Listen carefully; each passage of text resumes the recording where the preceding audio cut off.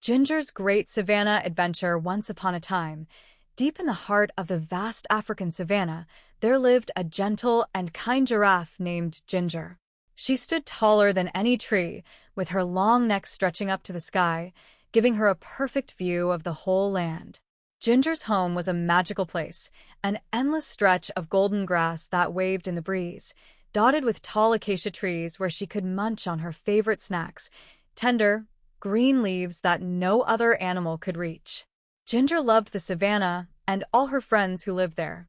She spent her days wandering through the grasslands, happily snacking on leaves and buds, while chatting with her animal friends like zebras, elephants, and antelopes. The warm sun always shone brightly over the savannah, and Ginger felt lucky to live in such a beautiful place.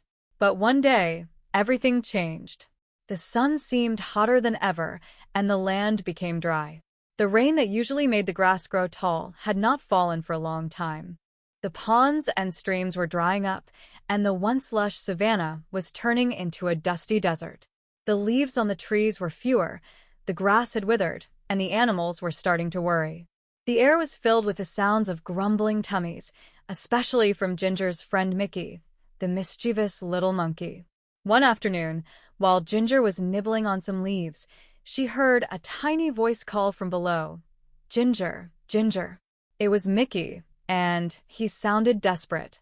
Ginger craned her long neck down, and to her surprise, she saw Mickey lying on the ground, looking very tired and weak. His usually playful eyes were droopy, and his fur was dusty from the dry wind. "Mickey, what's wrong?" Ginger asked, her heart racing. "There's no food left," Mickey whispered. "The trees down here are bare, and I can't find anything to eat."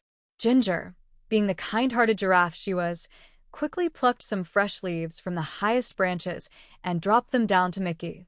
"Here, eat this," she said, nudging him gently with her long legs. Mickey gobbled up the leaves and slowly regained his strength. "Thanks, Ginger. I was so hungry I thought I would never get up again." "But why is there no food?" Ginger asked, confused. Mickey sighed. "It hasn't rained in so long, and the grass is gone. Even the trees are drying up. All the animals are worried. Zebras, antelopes, elephants. None of us know what to do. Some of the animals are thinking about leaving the savannah and heading toward the jungle." Ginger's heart sank. She loved the savannah, and she didn't want to see her friends suffer. But the jungle was so far away, and the journey would be dangerous. "That's such a long trip," said Ginger, worried. "Are you going to go?" "I don't know," Mickey replied, looking lost. "What do you think we should do?" Ginger thought for a moment. Then her eyes lit up. "I know! We should go talk to Leo the lion. He's the king of the savannah and the wisest animal around.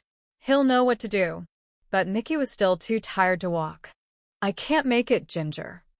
Ginger smiled and knelt down. "Climb onto my back, Mickey. You can hold onto my neck, and I'll take you to Leo." Mickey's eyes sparkled as he climbed up. "Thanks, Ginger. You're the best." And so, with Mickey holding on tight, Ginger galloped across the savannah. The wind whooshed through her fur as they crossed golden grasslands, passing elephants, swaying their trunks, and zebras grazing nervously. After what seemed like hours, they finally spotted Leo, lounging on a big rock, his golden mane glowing in the sun. "Hi, Leo," Ginger called, trotting up to him. Leo yawned and stretched. "What brings you two here on such a hot day?" he asked lazily. "Leo, we have a big problem," said Ginger. "The rain hasn't come, and there's no food left. The animals are scared. What should we do?" Leo's eyes narrowed as he thought. "The rain will come," he said wisely. "But I don't know when. Until then, I suggest you all move closer to the forest. There's more food and water there. It's a long journey, but it's safer than staying here." Ginger nodded. "Thank you, Leo. "We'll tell the others."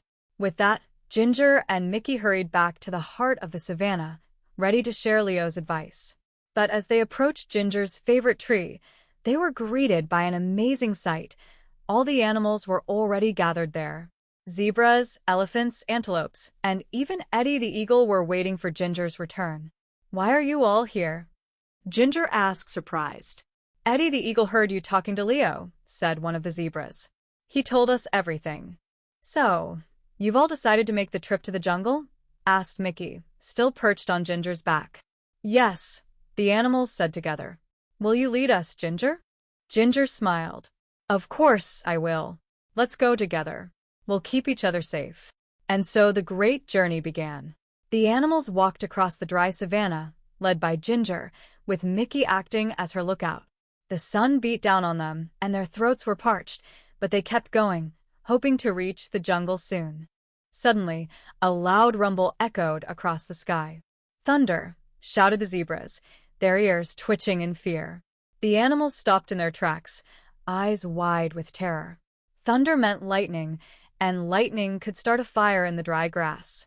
Sure enough, in the distance, a crack of lightning struck the earth, and a thin trail of smoke began to rise. Then, flames burst to life, spreading across the savanna like a wave. Fire, shouted the antelopes. The animals panicked, but Ginger stayed calm. She stretched her long neck high into the air, searching for a safe way out. Then she saw it, a patch of green grass in the distance, untouched by the flames. This way, Ginger called, her voice clear and strong. The animals ran, following Ginger as she led them away from the fire. They sprinted as fast as their legs could carry them, with the flames crackling behind them. Just when it seemed like they couldn't run any farther, they reached the green patch of grass, and the fire stopped chasing them. Everyone was panting and tired, but they were safe. Then, something wonderful happened. I felt a drop, squealed an antelope. I did too, said a zebra, his face lighting up. It was rain. Beautiful, cool, refreshing rain began to fall from the sky, washing away the dust and filling the air with the sweet scent of wet earth. The animals danced with joy as the rain poured down, soaking the dry grass and filling the watering holes.